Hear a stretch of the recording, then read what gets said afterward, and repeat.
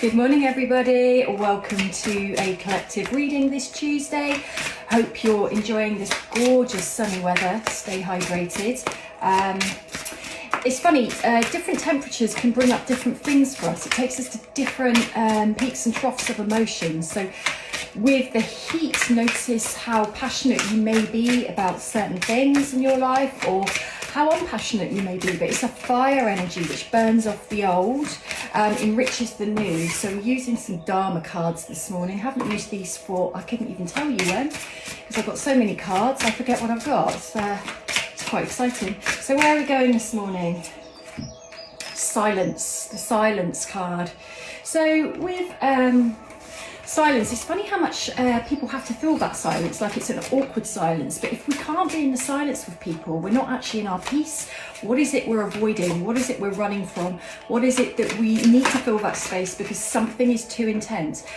There's an awful lot to be learned in the silence. There's a lot of wisdom in the silence, but also can we be in our own silence, or do we need constant stimulation? Constant enrichment from others, or our own silence is our stillness, where our authenticity can start to come to the surface. So if we can't be with ourselves, if we can't be still with ourselves, what's in the way of that? Because that's a real block to you coming into fruition with your true identity of who you really are, rather than expectations of who you think you should be. Totality, again, that's like coming full circle.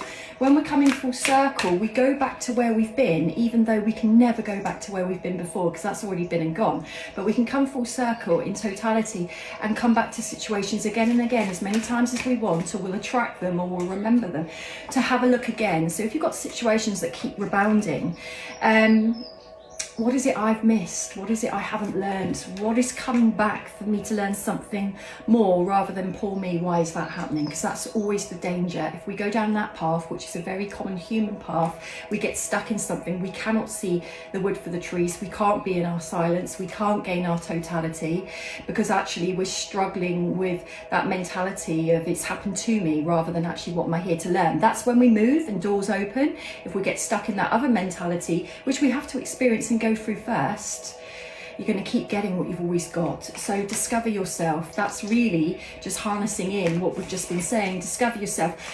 It's fascinating how many people want to discover themselves until they get an opportunity to, and then they don't want to discover themselves because they're petrified. And it usually comes down to, if I get close to who I really am, what if I don't like who I am? And what seems to worry people more is, what if others don't like who I really am? So this is why it takes such an act of courage to work through your stuff, to get back to, peel back everything to get back to who you really are, because that is always going to be your best self.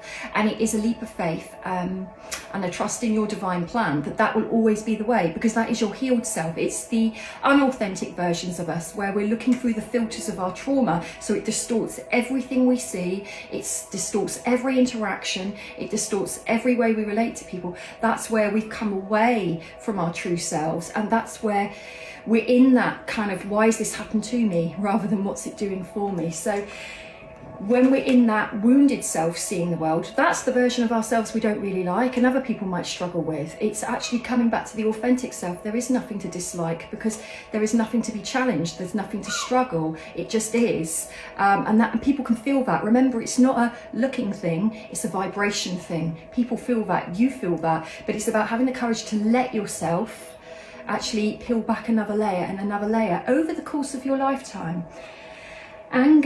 Anger, what is anger really about? It can be that anger is easier to feel than other things like pride, embarrassment, shame, not feeling good enough, all of that mucky stuff that we do feel. And so we can heap a load of anger on top, often linked with, why has this been done to me? And we stay safe there for as long as we stay safe there, until the anger becomes unbearable. So, you know, at what point are you willing to give up anger? And the last one to carry that through is guide. The guide. Be your own guide, but seek guides. Seek guides. Never like give your power away to people. Stay in your power. People are just people. Gurus are just guru. Guides are just guides. You still have to make your own decisions within that. But I guess if you're needing help with things. Anger is a big one, because anger is what keeps us away from our authenticity, because it houses all those very uncomfortable emotions underneath. The anger is actually protecting, going, I'd rather be with anger than go through all that and feel all that, but actually you're feeling it anyway because you're carrying it in the vibration of anger. I couldn't resist another one. Why do I ever say it's the last card? There's never going to be a last card, not whilst I'm still breathing. So the death card, the death.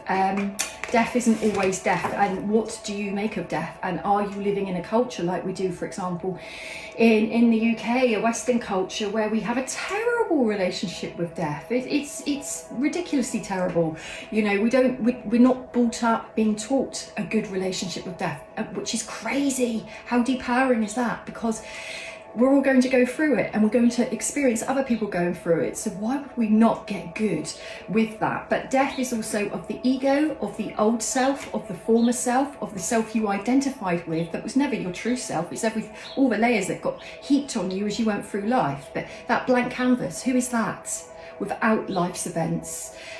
So death is removing all of that. Let it die off. Let that version of you that's attached to something that happened forever ago start to let go and release, because it doesn't serve you.